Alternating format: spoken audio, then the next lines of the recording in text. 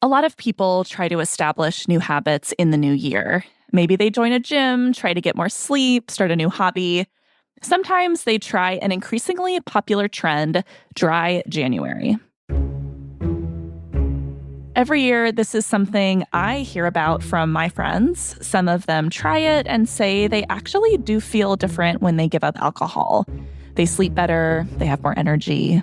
And then last week, a very notable voice joined the chorus of people talking about the impact of alcohol on our bodies. Surgeon General Vivek Murthy last week said that it's time for alcohol to carry warning labels about the risk of cancer. Bennett Nirapil covers public health for The Post. So he released an advisory saying that alcohol drinking is increasing the risk of cancer and that this is something that has been known for decades, but the message isn't breaking through to the public, and that's why it's time for warning labels on bottles of wine and beer and liquor. From the newsroom of The Washington Post, this is Post Reports. It's Tuesday, January 7th. I'm Rachel Siegel, and I'm your guest host. The Surgeon General said studies have shown alcohol is the third leading preventable cause of cancer in the U.S., and that it contributes to 100,000 cancer cases and 20,000 related deaths every year. Today, I talk with Bennett about the science behind the Surgeon General's alcohol advisory and how we can all assess the health risks of drinking.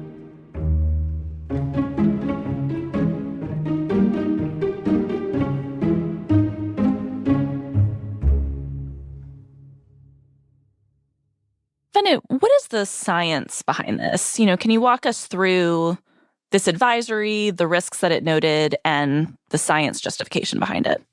Sure. Like I mentioned earlier, the link between alcohol and cancer has been established for decades, and research has shown specifically that alcohol increases the risk of cancer in the breast, colorectum, esophagus, liver, mouth, throat, and voice box. For other types of cancer, there hasn't been evidence of an association, or there's been inconsistent mixed research, such as for ovary, stomach, prostate, and bladder cancer.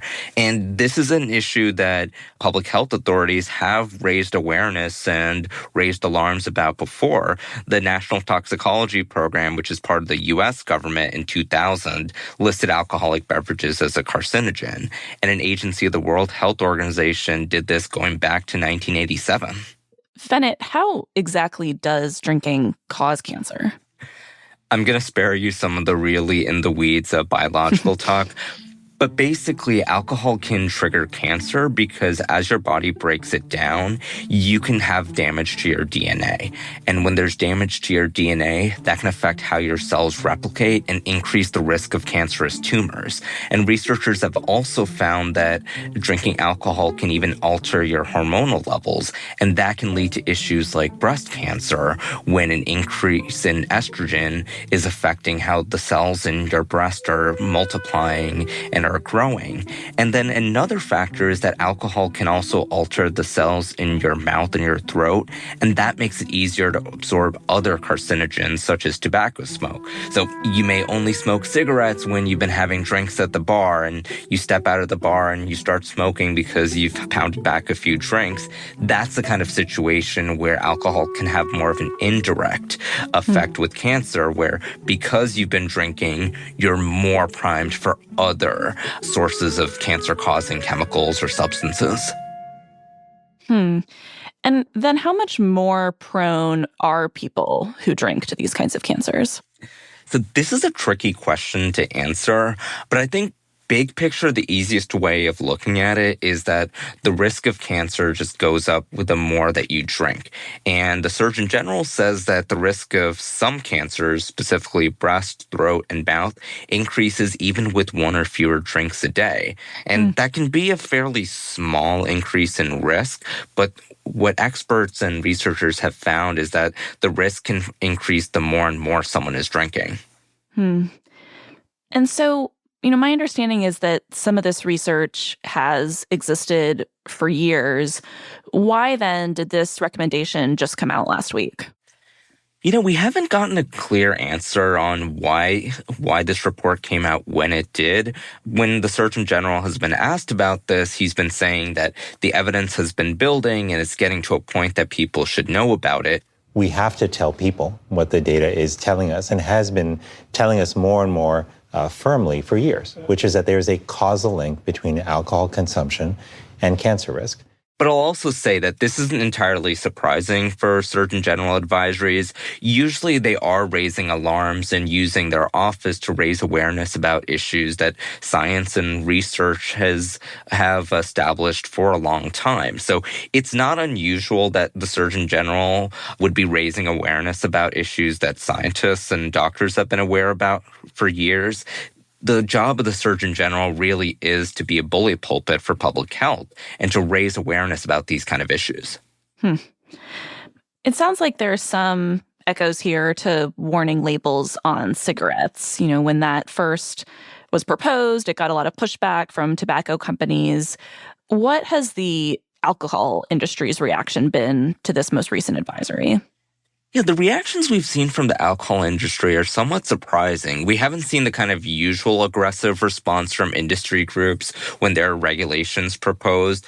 In a lot of the statements that I've seen from industry groups, they've actually acknowledged that there are health effects from drinking, and that can even include cancer. And often we hear these statements take a theme of drinking in moderation is the best way to go. But then you also saw the Distilled Spirits Council of the United States, which is an industry group, say that existing warning labels have long informed consumers about the potential risks of alcohol, and the best thing a person can do to understand the risks is to talk to their medical provider, because the risks can really vary from person to person. So let's talk about what happens next. The Surgeon General, Vivek Murthy, is a Biden appointee. President-elect Trump is going to take office in a couple weeks and will then nominate his own pick for the job. What happens to this kind of recommendation to add warning labels to alcohol after the administration switches? That's the key word, recommendation.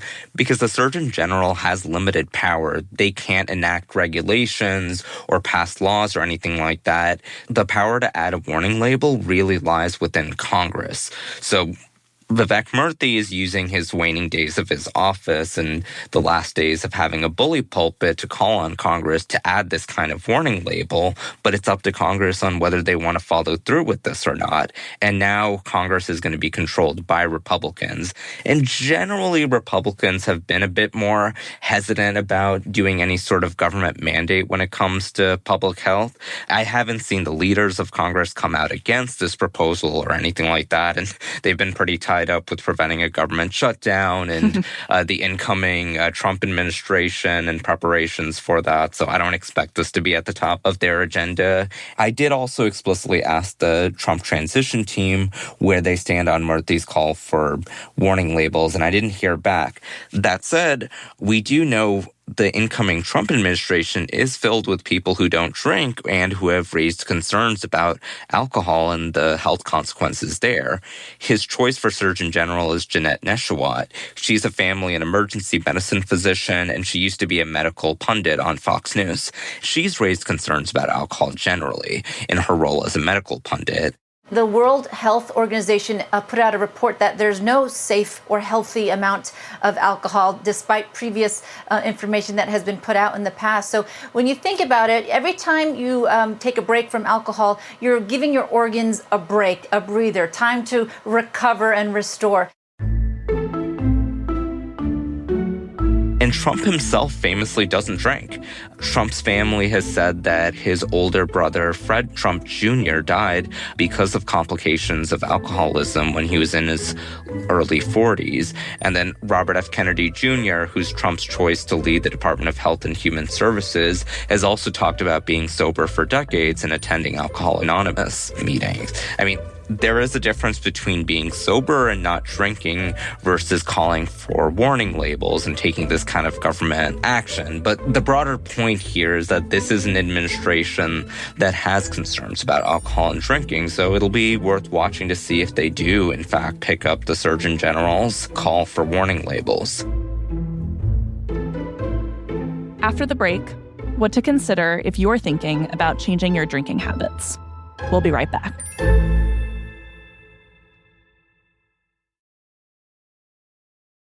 Fennett, I want to talk now about how people should be digesting this information. Are people who drink casually really raising their risk of developing certain kinds of cancer if they have a drink each weekend? Can you help us gauge what that looks like? Yeah, this is a nuanced question to unpack because when the Surgeon General is talking about the cancer risks that come from alcohol, usually public health officials and researchers are really talking about risks at the population level. Mm-hmm. And that's not always easy to translate to you and me when we're talking about our risks of drinking. So the big picture takeaway here is that we can't necessarily give you an exact odds on how likely are you to develop cancer if you have 3 drinks a day versus 1 drink a week. But generally from the research, we can say that you're probably not going to develop cancer just from having an occasional glass of wine. But the risk is slightly higher for people who drink at all versus people who don't drink. And the risk is getting much higher for people who are binge drinkers.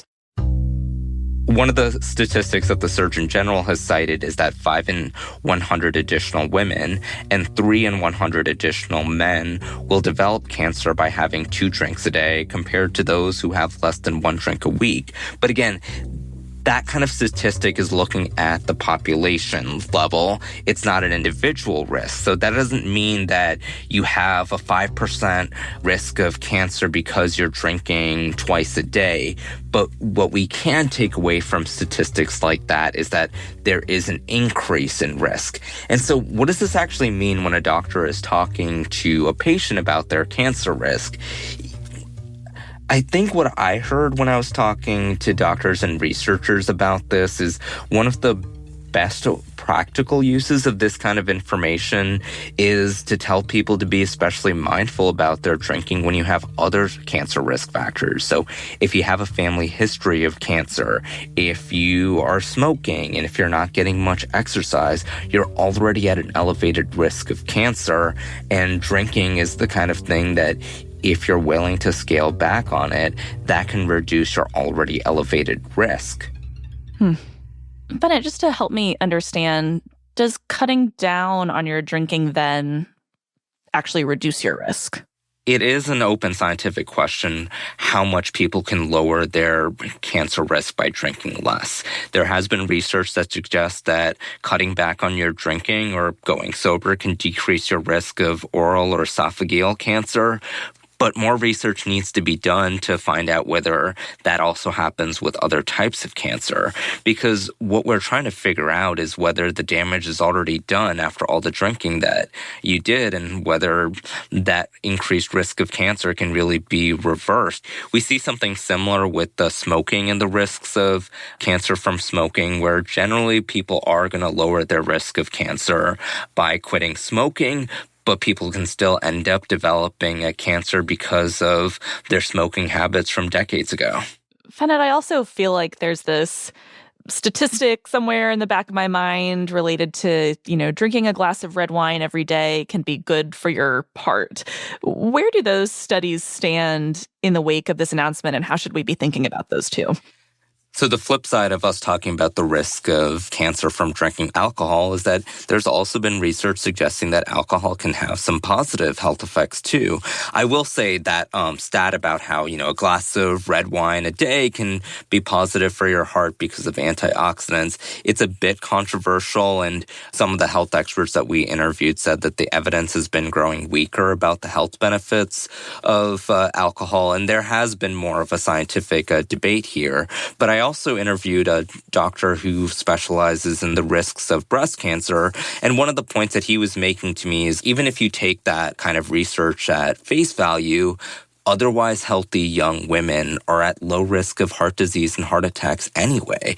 But even otherwise healthy young women can develop breast cancer. So if you're thinking, oh, it's good for me to have a glass of wine a day for my heart, well, you're not at very high risk of heart attacks anyway, but you do have a higher risk of breast cancer. So your concern about breast cancer should really trump your concern about heart health. I also feel like I've been learning more about the risks of other things that I consume, like ultra-processed foods, for example. So what is your advice for how we think about drinking in the context of all of these other things that we might eat or drink? Where does it fall on that spectrum? Well, I'm not a doctor, so I don't want to give medical advice, but as like a health and science reporter who's dealing with this deluge of information about all these various things that we're exposed to and how it can affect our health, I think the big takeaway is that I perfectly understand if people are listening to this or reading about this and don't really know what to make about it, because we're constantly exposed to all of these studies saying that X causes cancer, Y increases the risk of cancer. It can be tough to figure out, okay, well, how likely is this actually? Am I really going to get cancer from something like this? So I can get it if someone is reading all this and thinking, what do I really do with this information?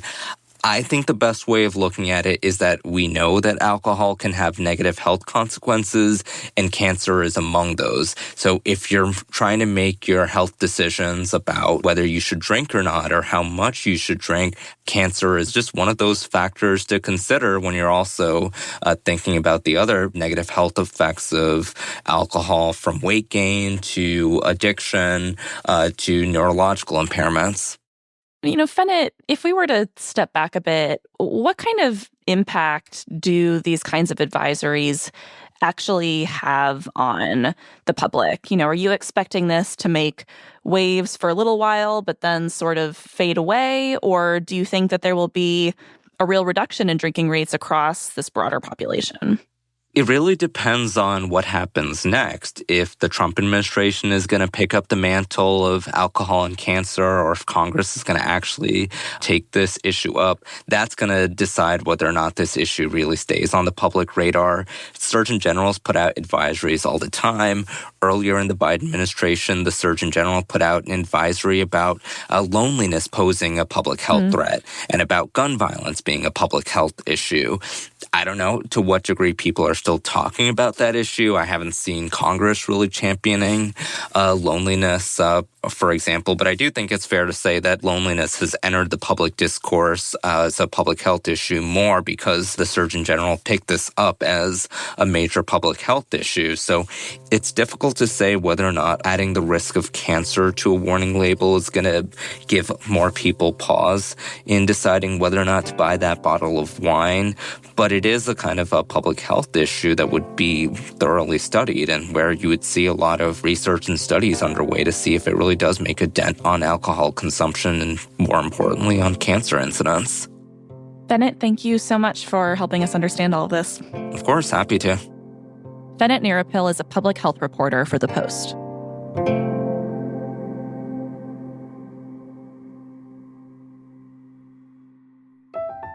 The Post is reporting on so many other stories today. So before we go, here are a couple more that I've been paying attention to. On Tuesday, Meta CEO Mark Zuckerberg announced that the company is ending its fact-checking program. We built a lot of complex systems to moderate content. But the problem with complex systems is they make mistakes. Even if they accidentally censor just 1% of posts, that's millions of people. And we've reached a point where it's just too many mistakes and too much censorship. The recent elections also feel like a cultural tipping point towards once again prioritizing speech. So we're going to get back to our roots and focus on reducing mistakes, simplifying our policies, and restoring free expression on our platforms. The fact-checking practice sought to limit the spread of falsehoods on Facebook and its other platforms, but it's been criticized as censorship in conservative circles. Instead, users will be able to write and rate notes that appear next to specific posts. This is similar to the practice used by Elon Musk's X. This is just one of several changes Meta has made to reposition itself for a second Trump presidency. Over the past month, several Trump allies have joined the company's leadership. Zuckerberg also dined with Trump at Mar-a-Lago in November and donated $1 million to his inauguration committee. And scientists have unearthed what they are calling a Dinosaur Highway in southern England. Last summer, a quarry worker in Oxfordshire spotted unusual bumps on the ground. That's led to new research showing at least 5 dinosaurs left hundreds of tracks across an intersection in Oxfordshire. It's rare to find tracks that have been preserved well, and they offer a glimpse into the ways dinosaurs move. For example, some tracks likely left behind by a megalosaurus show that it was probably moving around 3 miles per hour, as fast as the average human walks. Check out drone footage of this ancient highway on WashingtonPost.com. That's it for Post Reports. Thanks for listening. If you want to show your support for the show, please subscribe to The Washington Post. Not only is it a great way to help us continue to do this work, but you can now get access to Washington Post podcasts ad-free in Apple Podcasts. Subscribe in Apple Podcasts or by following the link in our show notes. Today's show was produced by Rennie Svirnovsky with help from Sabby Robinson. It was mixed by Sam Baer and edited by Lucy Perkins with help from Monica Campbell. Thanks also to Lynn Bowie. I'm Rachel Siegel, your guest host. We'll be back tomorrow with more stories from The Washington Post.